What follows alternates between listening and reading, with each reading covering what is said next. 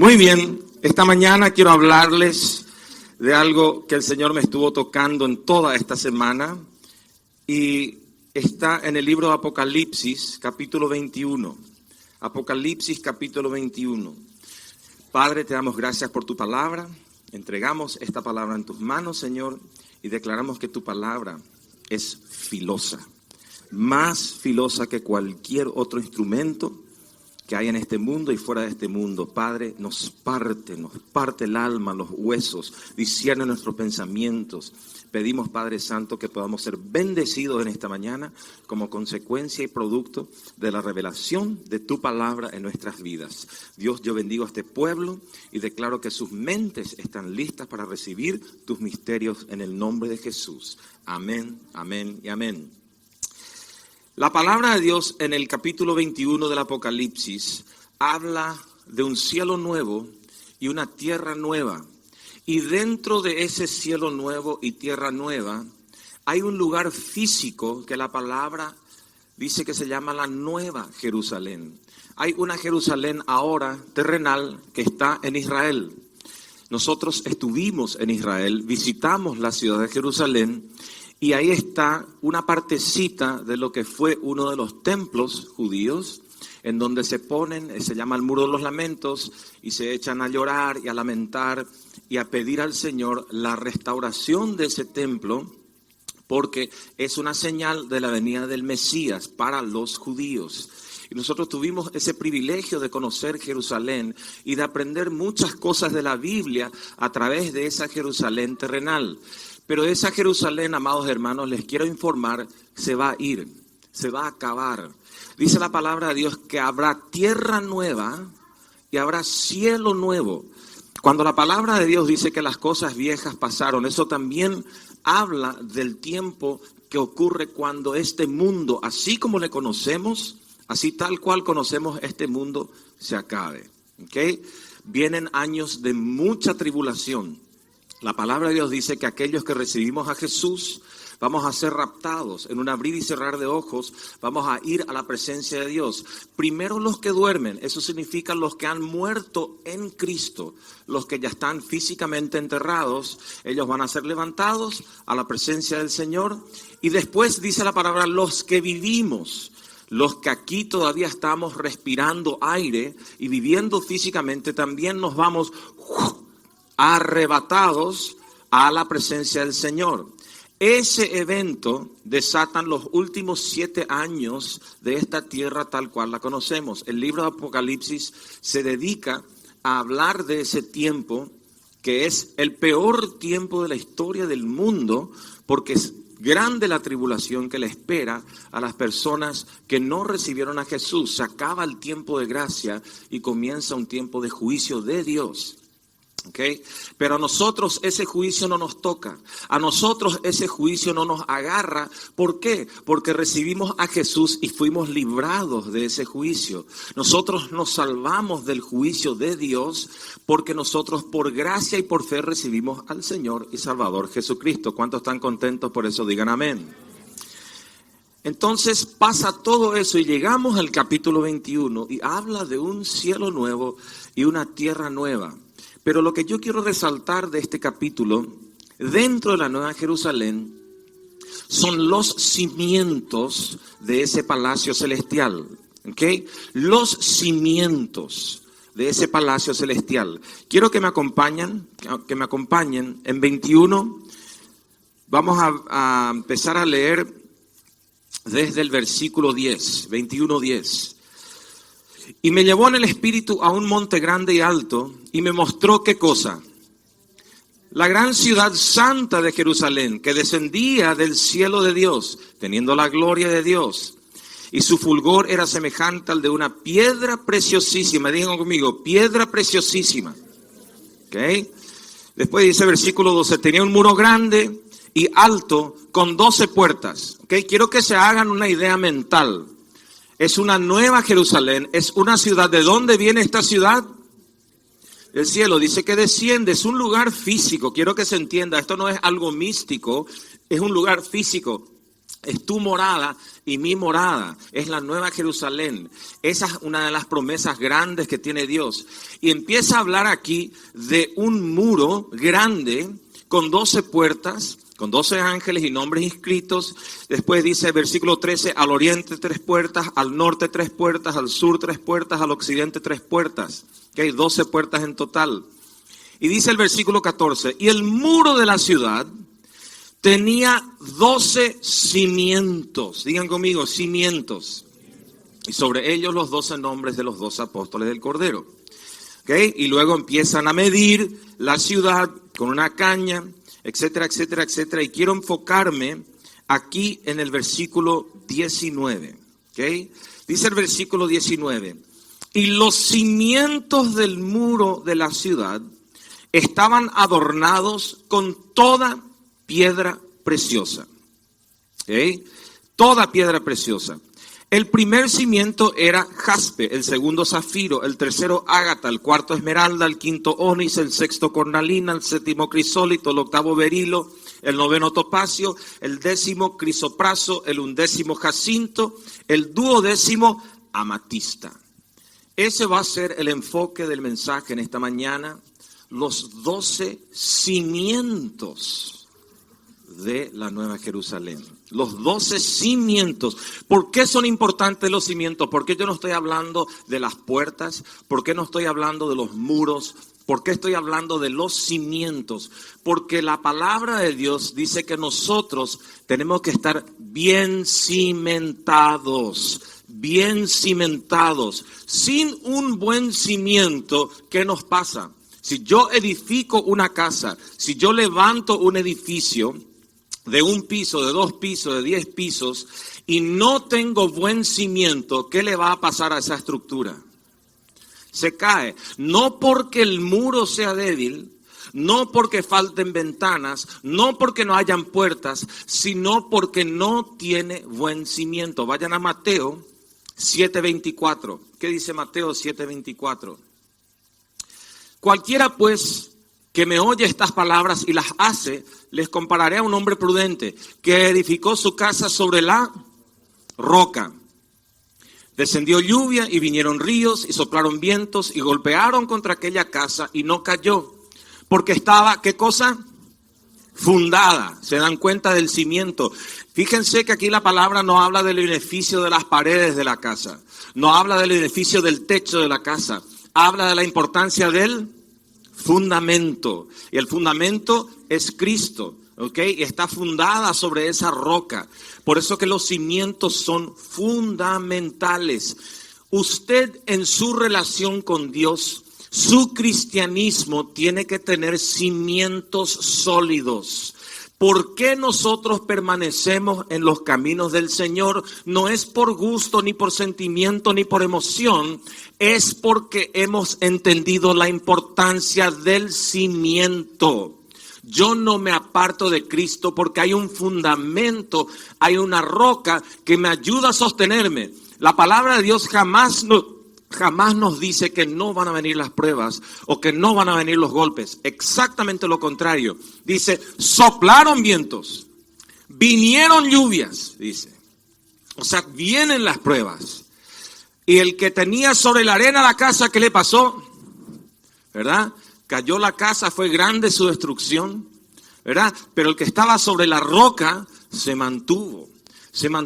Entonces quiero enfocarme en esta mañana en los cimientos y revelar desde la perspectiva del capítulo 21 de Apocalipsis qué significan estos cimientos. Estos son cimientos ya de gloria. Habla de una nueva Jerusalén celestial y estos fundamentos son tremendamente importantes que nosotros tengamos que captar y entender. Nosotros no podemos agarrar la Biblia y empezar a leer, qué lindo el jaspe, qué hermosa la cornalina, wow, la esmeralda, el crisólito no sé ni qué es, pero suena lindo. No podemos, cuando nosotros escudriñamos la palabra, tenemos que entender el significado de cada uno de estos cimientos. Entonces vamos a entender bien cuáles son estos cimientos. El cimiento, ¿se ve o no se ve? No se ve. El muro sí se ve. Las puertas sí se ven. Las ventanas sí se ven. Hasta el techo se ve. pero el cimiento no se ve. Hay muchos que en su caminar con Cristo prefieren mucho más la apariencia y prefieren mucho más aquello que los ojos ven a lo que no se ve. Es mucho más importante y mucho más fundamental enfocarse en tu cimiento, en aquello que no se ve, en aquello que es secreto y en aquello que es privado, a aquello que sí se ve. Toda la iglesia puede ser burlada. Yo puedo caminar aquí y hacerme del santo más santo santurrón y a todos les puedo tener engañado. Pero si mis cimientos están podridos, es cuestión de tiempo a que vengan esos vientos, soplen y ya sea grande mi ruina. Entonces el cimiento, el enfoque del cimiento es tratar aquellas áreas con el Señor muy en lo privado, muy en lo íntimo, donde nadie te ve. Tu vida de lectura en la palabra, tu vida de oración, tu vida de consagración, tu santidad en privado. Primera piedra, digan conmigo, jaspe. Jaspe, muy bien, vamos por parte, jaspe. El jaspe es una piedra muy fina con una superficie muy suave, ¿ok? Muy suave. Y fíjense que es el primer cimiento. El primer cimiento que se menciona es el jaspe. Y otra vez, haciendo mi tiempo con el Espíritu Santo, digo, ¿por qué el jaspe no es tercero, o no es quinto, o no es séptimo? ¿Por qué el jaspe es primero? ¿Por qué está número 1 en el orden bíblico del Apocalipsis 21:19? Es por lo que representa, por lo que representa. En el Antiguo Testamento, el sacerdote llevaba una vestidura. Habían sacerdotes, que eran muy pocos, pero había uno que era un sumo sacerdote. El sumo sacerdote era el único que tenía el derecho de entrar al lugar santísimo. Y a ese lugar santísimo se entraba una sola vez por año. Una sola vez por año, en el día de la expiación, se entraba para expiar el pecado del pueblo una vez, y le tenían que poner al sumo sacerdote un borde de granadas. Granadas, una fruta que suena lindo. Si usted pone, suena como la maraca. ¿Okay? Las granadas y un hilo del tobillo del sumo sacerdote. Ese hilo iba hasta afuera, porque si el sumo sacerdote estaba en pecado, ¿qué pasaba cuando entraba al lugar santísimo? Se moría. Entonces, como no pueden entrar, tenían que estirar, ¿ok? Pero para que entre ese sumo sacerdote tenía que ponerse una vestidura de sumo sacerdote. La vestidura del sacerdote, el capítulo 28 de Éxodo, habla de toda la vestidura sacerdotal.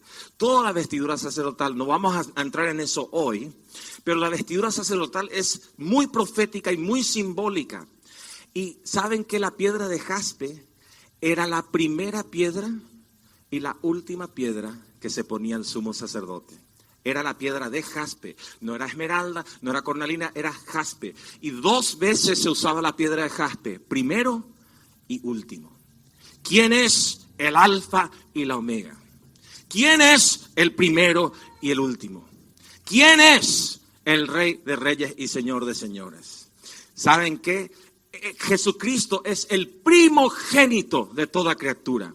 Es el primogénito de la creación. Él es el primero, Él es el último. El primer cimiento que tiene que haber en nuestras vidas es el mismo Jesús. El primero. No tu marido, no tu esposa, no tu trabajo, no tu carnalidad. Jesús. Jesús. El jaspe representa aquello que es primero, aquello que es último. Representa a Jesús. Sale también en Apocalipsis 4:3. Si podemos ir a Apocalipsis 4:3. Fíjense lo que dice ahí. Y el aspecto de quién? Del que estaba sentado. ¿Quién estaba sentado en un trono de gloria? Jesús. Era semejante a qué cosa? A piedra de jaspe. ¿Se dan cuenta? ¿Qué simboliza el jaspe o quién simboliza el jaspe? Jesús, el que estaba sentado. ¿Ok? Es muy, muy, muy importante que Jesús siempre ocupe el primer lugar en nuestras vidas, no solo de labios. ¿Ok? ¿Qué más representa el jaspe? El jaspe representa la gloria de Dios. El jaspe sale en un contexto de gloria aquí. ¿Okay? En el capítulo 21, cuando habla de jaspe, está hablando de una Jerusalén glorificada. ¿Cuántos saben que nosotros también vamos a ser glorificados? ¿Cuántos sabían eso? ¿Cuántos saben que ustedes no van a llegar al cielo con este mismo cuerpo? Gracias a Dios, ¿verdad? Gracias a Dios. Yo no voy a llegar con este cuerpo, ni con este labio, ni con estos ojos, ni con estas manos. Voy a tener un cuerpo glorificado. Todo en el cielo es glorificado. Glorificado. El jaspe representa esa gloria de Dios. ¿Okay? Pero ¿dónde vemos realmente la gloria de Dios? ¿Dónde realmente recibimos la gloria de Dios? No está en el muro, ni está en el techo, está en el cimiento.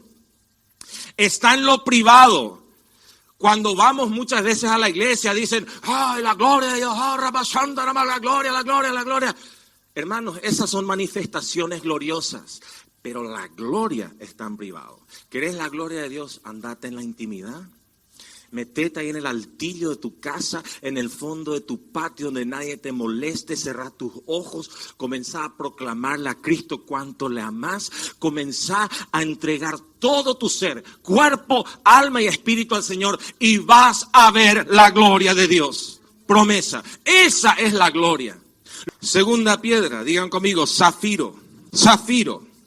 El zafiro es una mezcla de varios minerales. ¿Okay? El zafiro es una piedra de un azul fuerte, de un azul muy, muy, muy fuerte.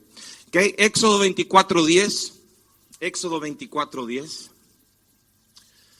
¿Qué dice la palabra? Y vieron al Dios de Israel. La palabra dice, vieron al Dios de Israel. Qué tremendo, ¿eh? ¿Cuántos han visto al Dios de Israel? Wow, cuando Job dice, antes de oídas te había oído, mas ahora mis ojos te ven. Qué tremendo. Y había debajo de sus pies como un embaldosado de zafiro, como un embaldosado de zafiro, semejante al cielo cuando está sereno. Aquí dice que había debajo de sus pies. Dice, vieron al Dios de Israel. Había debajo de sus pies como un embaldosado de zafiro. Dios está sentado en un trono. Es un azul absoluto. El cielo está sereno. Ahora, yo me puse a pensar, si el jaspe representa el trono de Dios, la primera pregunta que me hizo el Espíritu Santo a mí fue, ¿quién ocupa el trono de tu vida? ¿Quién está sentado en el trono de tu vida? ¿Quién realmente es tu Dios? Porque yo puedo decir, Dios, yo te amo, Jesús, tú eres mi Señor, oh Jehová, te alabo por los siglos de los siglos. Y dice la palabra, este pueblo, ¿cómo me honra? De labios. Pero ¿quién es mi verdadero Dios? ¿Querés saber quién es tu verdadero Dios? ¿Querés saber si está en orden tu vida? Pregúntate qué es o quién es lo más importante en tu vida. Quiero ser bien práctico acá. Si cerrás tus ojos durante 10 segundos y pensás bien en tu interior, ¿qué o quién es lo más importante en tu vida? Eso ocupa el trono. Si yo cierro mis ojos y lo primero que me viene es mi trabajo, eso ocupa el trono. Si yo cierro mis ojos y lo primero que viene es mi esposa, ella ocupa el trono. Si yo estoy pendiente día y noche de mi hijo o de mi hija, en el mal sentido, eso ocupa el trono. Y la palabra de Dios dice que eso no debe ser así. El único que debe ocupar el trono absoluto de nuestras vidas es Dios. Es Jesús. ¿Por qué? No es solo porque Dios sea celoso, sino porque Dios sabe que el único que puede gobernar en autoridad, en un amor incondicional, perfecto, sin falla, sin mancha y sin arruga, es Él. ¿Se dan cuenta? Si yo deposito mi fe y mi confianza en mi esposa, o en mi marido, o en mi hijo, o en mi trabajo, eso tarde o temprano me va a fallar. Tarde o temprano me van a herir. Por eso que hay muchas mujeres que le pusieron en trono a su marido, o muchos maridos que le pusieron en el trono a la esposa. Cuando la esposa mete la pata o el marido peca y hiera a esa persona queda destruida, porque había sido que el que ocupaba el trono, el que ocupaba el lugar de Dios era esa persona o ese trabajo, ese qué. Por eso que tenemos que repriorizar nuestra vida y decir no. El cimiento de mi cristianismo es que yo le pongo en el trono a Jesús.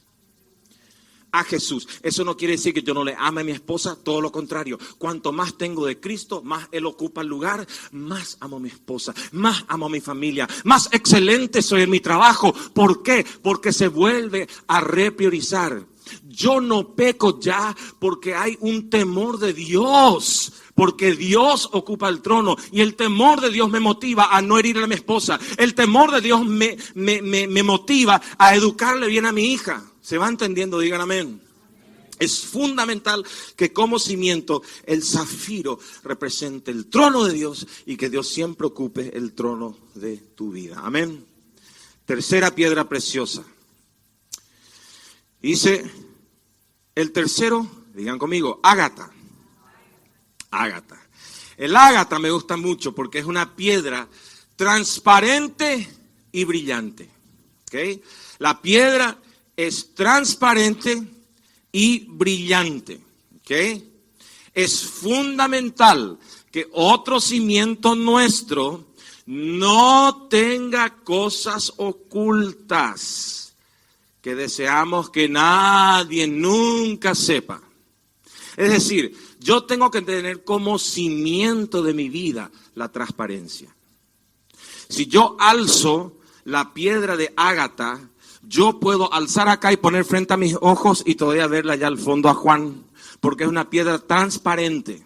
Y nosotros como hijos de Dios tenemos que vivir vidas transparentes. Y fíjense que acá dice transparente, no perfecto. La perfección externa es satánica. La perfección interna significa que yo en mis imperfecciones anhelo siempre mejorar y cambiar y crecer y entregarme a Dios y arrepentirme si peco y proseguir a esa meta, a proseguir a acabar la carrera con gozo, porque yo sé perfectamente que Dios honra la honestidad de mi corazón. Hay veces en que yo no tengo ganas de orar, en que no tengo fuerza y yo le digo al Señor, Padre, estoy podrido, estoy cansado, no quiero, pero Señor, yo te pido que me des la fuerza, yo te pido que me des las ganas, yo quiero ser auténtico con Dios, yo no quiero empezar a recitar oraciones externas porque tengo que cumplir con un mandamiento bíblico, yo quiero poder en mi corazón tener que decirle a Dios y poder decirle a Dios, Padre, que todo me surja en forma auténtica, yo quiero ser el mismo que se pare en este púlpito que el que se va a parar en su casa dentro de 2 horas, el mismo en el trabajo que yo soy en privado. Yo quiero ser auténtico, yo quiero que la gente me conozca tal cual soy, con todas mis sombras y mis poquitas luces. Amén. Saben que a Dios le molesta mucho la hipocresía y la falta de honestidad. A Dios no le interesa, porque Él ya sabe. ¿Cuántos saben que Dios sabe? No hay forma de escurrirse de Dios. Pero ¿qué pasa? Igual hacemos. ¿Saben por qué? Porque para nosotros es más importante eludir y escurrirnos de la percepción de las personas. Entonces le ponemos de vuelta en el trono a la gente. Le ponemos de vuelta en el trono a personas y no a Dios. Si a vos te importa la opinión de Dios, vas a anhelar la santidad, vas a anhelar ser transparente, vas a odiar la hipocresía, porque vas a decir, y bueno, si me ama, me ama, si me odia, yo no puedo controlar eso, yo voy a ser quien soy, y voy a tratar de mejorar día a día, hora tras hora, porque yo sé que tengo el respaldo de un Dios que honra mi honestidad. ¿Se dan cuenta? Es importante entender este concepto de la transparencia. No significa perfección, significa que persigo la perfección y el fundamento es la honestidad de mi corazón. Padre, estoy cansado, estoy podrido, tengo este pecado, saname, cubrime, por favor, Señor, vos sabés dónde estoy, pero acá no quiero seguir, quiero proseguir. Amén. Gloria al Señor. Cuarto. Vamos primero a Gálatas 6:7. Quiero cerrar el pensamiento con esto. Gálatas 6:7. ¿Qué dice Gálatas 6:7? No os engañéis. Dios, ¿qué cosa? No puede ser burlado. Pues todo lo que el hombre sembrare, eso también segará. Lucas 12:2. Lucas 12:2. Porque nada, digan conmigo, nada hay encubierto que no haya de descubrirse, ni oculto que no haya de saberse. Seguimos. Número 4, digan conmigo, esmeralda. Ese es el cuarto, esmeralda. Esmeralda, la piedra de la esmeralda en tiempos antiguos se usaba también para la vestidura del rey y del sacerdote. ¿Okay? Se usaba para la vestidura del rey, es decir, David cuando fue ungido como rey, fue ungido, pero cuando por fin ocupó el trono del rey, en la ceremonia se le puso una vestidura y esa vestidura tenía, una de las piedras era una piedra de esmeralda. Y también el sacerdote es una de las pocas piedras que usa tanto el rey como el sacerdote. Es una de las pocas piedras, es la piedra de la esmeralda. Vayan conmigo a Apocalipsis 1:6. Apocalipsis 1:6. Y nos hizo, ¿qué cosa? Reyes y sacerdotes para Dios su Padre. ¿Qué cosa nos hizo el Señor? Reyes y sacerdotes. La esmeralda, que es un cimiento. ¿De qué cimiento de qué es? Es un cimiento de realeza y de sacerdocio, de las dos cosas. Yo tengo que ser un rey y tengo que ser un sacerdote. En mi hogar, en mi trabajo, en la iglesia, donde sea que yo pise y camine, yo tengo que llevar en mí la esmeralda real y la esmeralda sacerdotal. Las dos cosas. Ahora, ¿cómo hacemos eso? Hay que entender qué significa ser un rey y qué significa ser un sacerdote. El sacerdote no gobernaba sobre Israel. El rey gobernaba sobre Israel. El rey no ministraba espiritualmente a su pueblo. Era el sacerdote, eran los levitas. Hay que entender cuál es la función del rey y cuál es la función del sacerdote. ¿Qué significa vestirme con la esmeralda de rey? Tengo autoridad, digan conmigo, autoridad. Tengo privilegios, digan conmigo, privilegios. Y soy un general de ejército. Tengo autoridad. Gozo de privilegios y soy un general de ejército. Eso es ser rey. El rey, cuando se sienta a comer, no se sienta en la cocina. El rey no come en el patio de la casa. Al rey le preparan la mejor comida y en la mesa, ¿qué lugar ocupa el rey? No se sienta ahí cuarto a la derecha, ni tercero a la izquierda. Se sienta, Dios a vos te dio un lugar de privilegio. Sos importante para Dios, valés para Dios, tenés realeza. Nunca permitas que nadie diga que sos ciudadano de segunda, porque sos un ciudadano del cielo, que fuiste pagado con precio de sangre. Vos tenés realeza, sangre real, no para soberbia, sino para humildad, para que vos seas levantado y te sientes en silla de príncipe, porque así dice la palabra de Dios, que nos quitó del muladar y nos hizo sentar en silla de príncipe. Gloria a Dios. Eso es realeza. Pero mucha gente que va a la iglesia, ¿cómo se viste? No se viste de realeza, se viste de no sé qué. Yo soy un hijo de Dios, Mañamí el ungido. Mirá un poco mi unción. Y vos, pecador. Ay, esta gente que idolatra. Y a mí me dio vergüenza. Una vez fue a mi iglesia un candidato a intendente hace muchos años. Y como estaba en una iglesia evangélica, quiso relacionarse como buen político con nosotros, los evangélicos. Y dijo, más que nunca estoy viendo cómo la gente compra su medallita y le ora a la Virgen. El pobre no sabía. Y había una risotada así entre la gente. Y yo, me subió el chacazulu.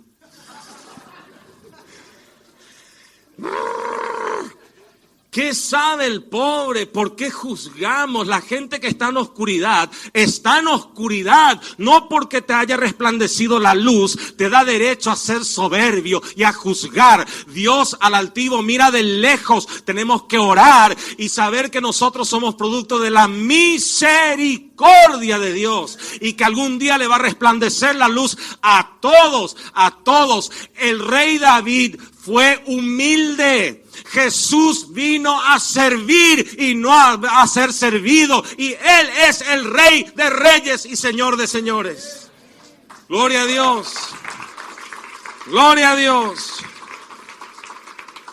¿Qué es vestirme de sacerdotes? La esmeralda del sacerdote vela por la espiritualidad de su pueblo. Vela. ¿Qué significa velar? Así tenés que hacer en tu casa. Por la puerta trasera quiso entrar el diablo. Te pones ahí, espera un poco. No. Uno tiene que velar. El diablo no tiene acceso alguno a tu casa. Cree en Jesucristo y serás salvo tú y tu casa. No le doy derecho al diablo. No le doy. Pero eso lo hago como sacerdote porque velo. Pero tenemos muchas familias que vienen y dicen, no sé por qué mi hijo anda rebelde y se ató a la pornografía y se me fue allá con aquella chica y tal cosa. Y yo le digo, bueno, se habla de Cristo en la casa, se predica, se vive el evangelio. ¿Qué permitís que vean en la tele? ¿Qué permitís? ¿De qué se nutre tu esposa o tu marido? ¿De qué se nutren tus hijos? Si vos dejás que coman basura, vas a tener un basural. ¿Cuántos dicen amén? Yo quiero que haya espíritu en mi casa, santidad en mi casa. No porque yo sea la perfección de santidad, porque sí hay uno perfecto, sí hay uno santo, 3 veces santo. Y esa presencia quiero que haya en mi casa. Y no le doy permiso al diablo, no le otorgo el derecho al diablo, porque Dios me dio a mí, a mi esposa y a mi hija la autoridad de hollar serpientes y escorpiones y sobre toda fuerza del mal, toda. Entonces vela. El sacerdote también trae sabiduría y temor de Dios. Es tu unción sacerdotal la que te va a hacer sabio en tu casa. La esmeralda sacerdotal va a hacer que vos oigas del Espíritu y tomes decisiones sabias. Sabias. El rey David no tomó decisión sabia cuando vino lo de Betsabé. Cayó en la carne y pecó. El sacerdote es el que viene. Espera un poco. Eso no conviene. Amén. Entonces, muy importante las dos cosas. El sacerdote también, por último, defiende celosamente la sana doctrina. Defiende celosamente la sana doctrina. Yo no puedo permitir que nadie me enseñe mal la Biblia. Yo no puedo permitir que nadie pervierta o tergiverse la palabra de Dios. La palabra de Dios es pura, es sana, es santa, es absoluta. Yo no puedo permitir que en mi casa o en la iglesia o en ningún lado haya una perversión de la sana doctrina. Dice la palabra, si un tilde, un acento vos agregás o quitas de la palabra, así también sos maldito. Hay que defender la sana doctrina. No hay que entrar en vanas discusiones. Es muy diferente eso. No entréis en vanas discusiones. Pero Pablo le dice a Timoteo, pero defendé la sana doctrina. Defendé. Amén. ¿Cuántos están listos para ser sacerdotes y defender su casa, la doctrina, su familia? Amén. Gloria sea el Señor. Gloria sea el Señor. Vamos a hacer 2 más y luego seguimos con los otros 6 el domingo que viene. Amén. ¿Qué más representa la esmeralda? Esto es muy importante entender. La esmeralda en Apocalipsis 4:3. Vayan conmigo a 4:3. Dice la palabra de Dios, y el aspecto del que estaba sentado era semejante a piedra de jaspe y de cornalina. Y había alrededor del trono, ¿qué cosa? Un arco iris, semejante en aspecto a la esmeralda. Entonces, ¿qué había alrededor del trono?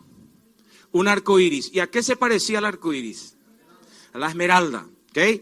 Guarden eso y vayan conmigo a Génesis 9. Génesis 9, capítulo 9, versículo 12 en adelante. Y dijo Dios: esta es la señal del pacto que yo establezco entre mí y vosotros y todo ser viviente que está con vosotros por siglos perpetuos. Mi arco, fíjense, he puesto en las nubes, el cual será por señal del pacto entre mí y la tierra. Versículo 14. Y sucederá que cuando haga venir nubes sobre la tierra, se dejará ver entonces, ¿qué cosa? Mi arco en las nubes. Versículo 15. Y me acordaré de qué cosa? Del pacto mío que hay entre mí y vosotros y todo ser viviente de toda carne, y no habrá más diluvio de aguas para destruir toda carne. La esmeralda que ve Juan en el capítulo 21 es también un símbolo del pacto. Ese pacto en el Antiguo Testamento es en forma de arcoíris. ¿Okay? El arco iris no le pertenece a los homosexuales y a las lesbianas. El arco iris es bíblico, le pertenece a Jehová y es parte del pacto y la promesa de Jehová. Es importante entender que Dios es un Dios de pacto. Dios no dice nomás las cosas. Nosotros pues decimos nomás las cosas. ¿Te vas a ir? Vamos a encontrarnos mañana. Listo. Ese cuando yo escucho el ya me asusta. Es un el E se estira un poco. Ese ya no aparece.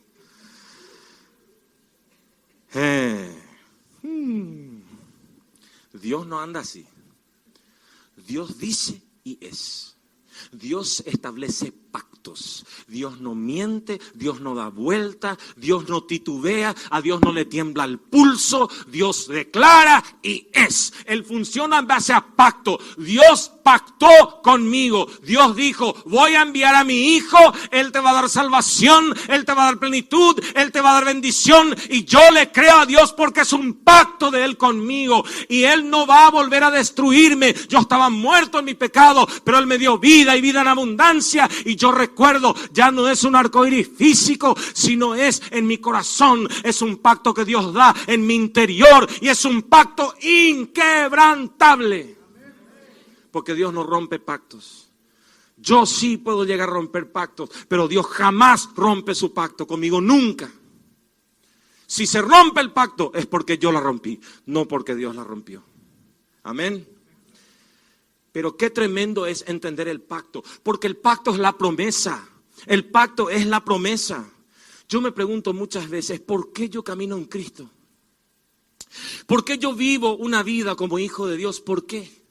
¿Por qué? ¿Por qué me tomo el tiempo de santificarme? ¿Por qué me tomo el tiempo para no pecar? ¿Por qué hago lo que hago? Porque hay un pacto. Hay un pacto de Dios para conmigo. Yo decido creer y aceptar ese pacto. ¿Cuántos entienden eso? Digan amén. Gloria a Dios. 5, digan conmigo, ónice. Ónice. Ahora, la piedra de ónice es muy interesante, porque hay dos tipos de piedra de ónice. Hay una piedra de ónice que es muy blanca, pero hay otro tipo de piedra de ónice que es muy negra. Hay uno blanco y hay uno negro. El negro era el que venía del mundo árabe. Del mundo árabe. Y usaban los egipcios y usaban los paganos. Era una piedra que ellos usaban como amuleto. Pero representaba, ¿saben qué? Representaba la muerte, la esterilidad y la sequedad. Eso representaba el ónice negro. ¿Okay? Representaba tristeza, muerte, sequedad y esterilidad. El ónice blanco, este ónice bíblico que está en el capítulo 21 de Apocalipsis, ¿saben qué representa? Digan conmigo, esperanza, santidad, vida. Esa es la piedra de ónice blanca, la de Cristo, la que da vida y vida en abundancia. El mundo siempre te va a ofrecer una versión pervertida de lo que te ofrece Dios. Siempre el mundo te ofrece el ónice, pero no te dice que es negro. No te dice que es negro. Ay, mira, si vos entras acá y tenés relaciones antes del matrimonio, mira, qué gusto, cómo vas a tener diversión si salís a chupar con los muchachos y te emborrachás y entras en infidelidad, en adulterio. Y te vende un paquete. Y después prendes la tele, te vende lo mismo. Te vas al cine, te vende lo mismo. Abrís el diario, te vende lo mismo. Entras a Facebook, te vende todo la misma porquería, el mismo ónice negro de muerte, de condenación. Es terrible. Pero Dios te dice, no, hay una alternativa superior, hay una alternativa más alta, más grande, es espiritual, es mi ónice blanco, en donde yo te doy esperanza, yo te doy vida y yo te doy santidad. Ese es el ónice blanco que vale la pena. La palabra de Dios dice que sin santidad nadie verá al Señor. Sin santidad nadie verá al Señor. ¿Okay? Filipenses 4:3. Vamos primeramente a Éxodo 28. Éxodo 28, del versículo 9 al 10. Éxodo 28, 9 al 10. Dice ahí: y tomarás 2 piedras de ónice y grabarás en ellas los nombres de los hijos de Israel. 6 de sus nombres en una piedra y los otros 6 nombres en la otra piedra, conforme al orden del nacimiento de ellos. ¿Para qué se usaba entonces el ónice en tiempos antiguos? Para escribir ¿qué cosa? Los nombres de los hijos de Israel. Ese es el antiguo pacto. Ese es el Antiguo Testamento. Ahora vivimos en la plenitud. Desde que vino Jesús, ya no se inscribe el nombre de los hijos de Israel y de las tribus de Israel en la piedra. Se escribe tu nombre y el mío. No en una piedra ya. El ónice espiritual es el libro de la vida. ¿Cuántos tienen su nombre inscrito en el libro de la vida? ¿Cuántos tienen su nombre en el ónice blanco del Espíritu de Dios? Es el libro de la vida. Gloria al Señor. Tu nombre y tu apellido están escritos en ese libro de la vida. Ese es el ónice espiritual, ese es el ónice blanco. No es un ónice que produce muerte, no es una piedra que produce destrucción, sequedad y esterilidad. Yo vivo, suspiro, respiro, existo, me gozo, porque yo sé que mi nombre está escrito en el libro de la vida. Esa es la belleza de saber que si hoy yo capoto, me voy a un lugar precioso. Sencillo es. Y no importa lo que me pueda pasar aquí, esto es una temporada. Tenemos que sacarnos de la mente de que esto es todo. Ay, la gente tanto lucha por las cuestiones temporales. No importa lo que estés pasando hoy, aunque tu martirio sea terrible, es una pequeñísima ventana, es un granito dentro de un gran arenal que es eterno, eterno, eterno es el tiempo que vamos a estar en paz, en gloria, sin enfermedad, sin lamento, sin muerte, sin nada más que gozo, alegría, danza, baile, preciosura, presencia de Dios. Gloria a Dios. Gloria al Señor. ¿Por qué? Porque tu nombre está escrito en el libro de la vida. Filipenses 4:3, ¿qué dice? Asimismo te ruego también a ti, compañero fiel, que ayudes a estas que combatieron juntamente conmigo en el Evangelio, con Clemente también, y los demás colaboradores míos, cuyos nombres están en el libro de la vida. Cuyos nombres están en el libro de la vida. Primera de Tesalonicenses 5:16. Si yo sé que mi nombre está en el libro de la vida, hago esto. ¿Cómo puedo yo estar siempre gozoso?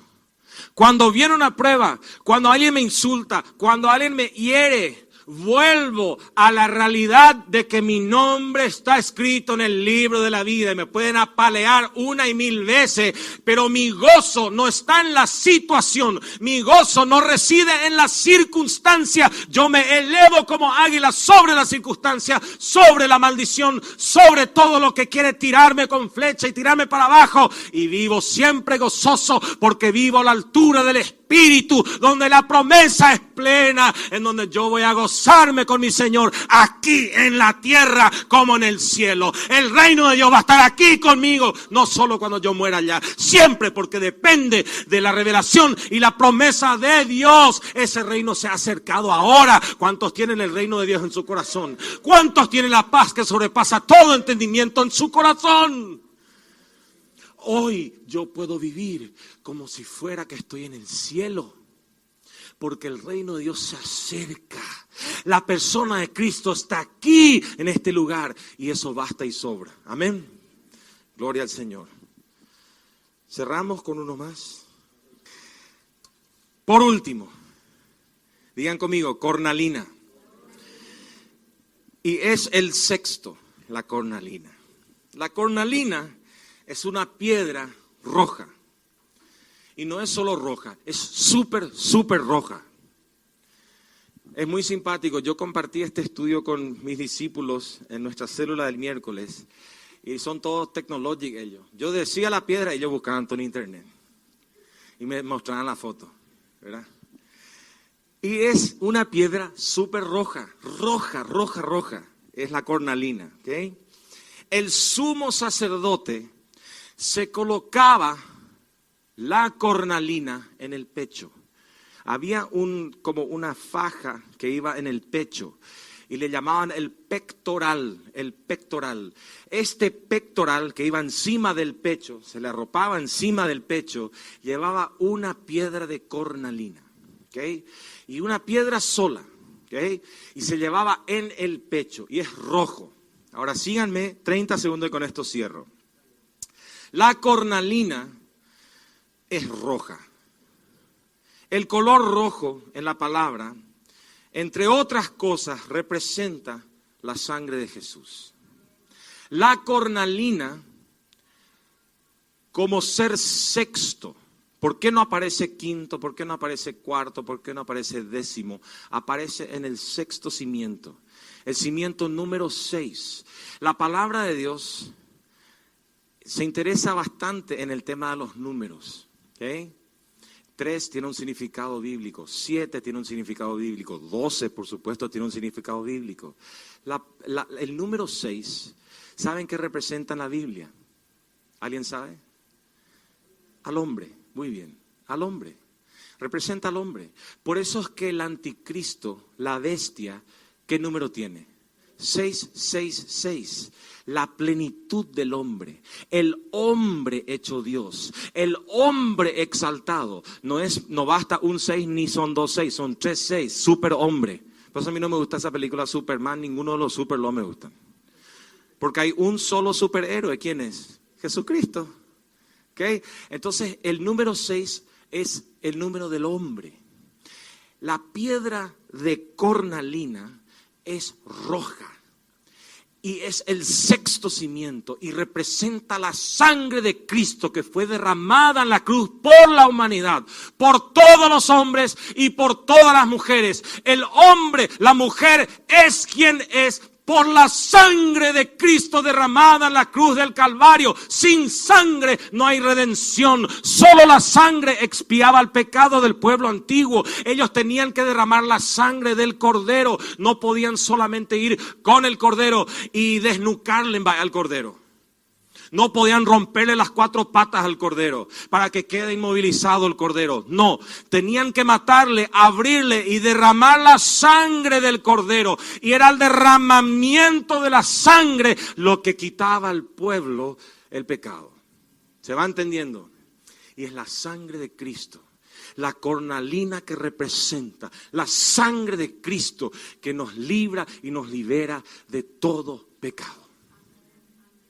Es la redención absoluta, la sangre. Por eso Jesús decía, ustedes tienen que beber mi sangre. Si no beben mi sangre no son dignos de mí.